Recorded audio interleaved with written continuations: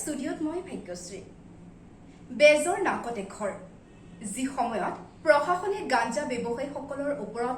অধিক কঠোৰ হৈছে তেনে সময়তে তেজপুৰ কেন্দ্ৰীয় কাৰাগাৰত কৰ্মৰত এজন আৰক্ষীৰ বাইকত পোৱা গ'ল 25টাকৈ অবৈধ গাঞ্জাৰ টোপোলা এই সন্দৰ্ভত চাওক আমাৰ বিশেষ প্ৰতিবেদন এইজন ব্যক্তিলৈ মন কৰক নামেৰ বিভাজন বসুমতাৰী অসম পুলিচত কৰ্মৰত এওঁ শোণিতপুৰৰ কেন্দ্ৰীয় কাৰাগাৰৰ ৱাৰ্ডেন এওঁ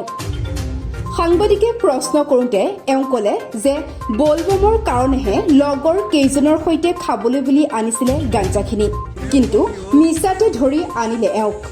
কি কৰিছে কি হৈছিলে একো নাই হোৱা এক্সিডেণ্ট থানালৈকে কিয় লৈ আহিলে থানালৈকে কিয় লৈ আহিলে নাজানো এনে আনিলে নেকি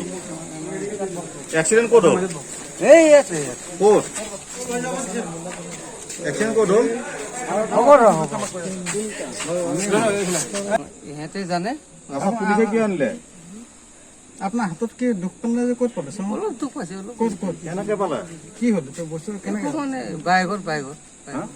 বাইকৰ পৰা কি হ'ল একো হোৱা নাই জেলত কি দিছিলে আপুনি নাই একো দিয়া নাই হা একো দিয়া নাই একো দিয়া নাই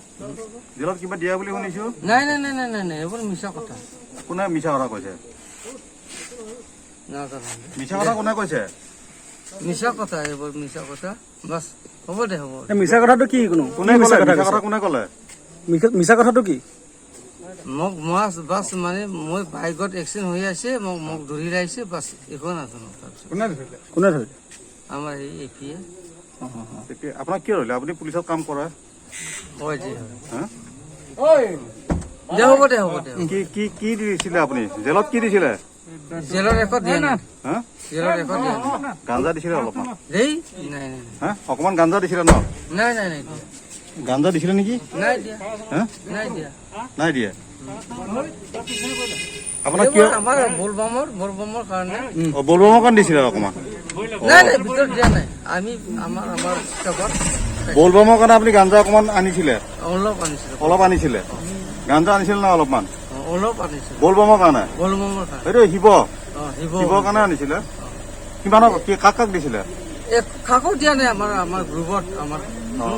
আপুনি গাঞ্জা আনিছিলে এইটো আনিছিলে বলবমৰ কাৰণে বলবমৰ কাৰণে বাকী একো প্ৰব্লেম নাই বাছ আপুনি জেলত কাক কাক দিলে এই এইটো নকবি আমাৰ পাৰ্টিৰ লগত আমাৰ কিন্তু এতিয়া বিভাজন বসুমতাৰীক কাৰাগাৰত থকা কয়দীসকলক গাঞ্জাৰ যোগান ধৰে বুলি সন্দেহ প্ৰকাশ কৰিছে প্ৰশাসনীয় বিষয়াই নে চৰকাৰে বৰ্তমান গাঞ্জা ধৰাৰ নামত উদক ভেটাৰখীয়া পাতিছে সেইটোহে চিন্তা কৰিবলগীয়া কথা সন্ধিয়া 6টামান বজাৰ পৰা আমি মাননীয় DSP বৰ্ডাৰ মহোদয় SS শুক্লবৈদ্য ছাৰ মহোদয়ৰ লগত আমি এক্স পুলিচ লাইনৰ বহু বজাৰ ওচৰত আমি গাড়ী চেকিং কৰি গৈছিলোঁ গাড়ী চেকিং কৰি থকা অৱস্থাত মৰাভলি ফালৰ পৰা এজন ল'ৰা আহিলে প্ৰায় 8টা বজাবলৈ 5 মিনিটমান আছে তেনেকুৱাতে আহিল এজন ল'ৰা তেওঁ গাড়ীখনত FZ গাড়ী এখন লৈ আহিছে মটৰচাইকেল আৰু বায়েফালে এটা পলিথিন ওলমাই লৈ আহিছিলে পলিথিন আমি ৰখোৱাৰ পিছত তেওঁক মানে সেইটো চেক কৰিলোঁ চেক কৰোঁতে তেওঁ 25টা সৰু সৰু ভাঙৰ টোপোলা ওলাল পলিথিনটোৰ ভিতৰত তাৰপিছত লগে লগে জোখাজোখি কৰিলোঁ জোখৰ ওপৰত 79 গ্ৰাম মানে হেৰি পালোঁ ভাং পালোঁ 79 গ্ৰাম আৰু ল'ৰাজনক আমি লগে লগে কৰায়ত্ব কৰিলোঁ সাক্ষী সাক্ষাতত আমি এইবিলাক জব্দ কৰিলোঁ জব্দ কৰি থানালৈ লৈ আহিলোঁ বৰ্তমান আকৌ তেওঁৰ ওপৰত এটা গোচৰ ৰুজু কৰিবৰ কাৰণে এজাহাৰ দিবলৈ ল'ৰাজনৰ নাম হ'ল বিভাজন বসুমতাৰী আৰু তেওঁ চেণ্ট্ৰেল জেলৰ ৱাৰ্ডাৰ কৰে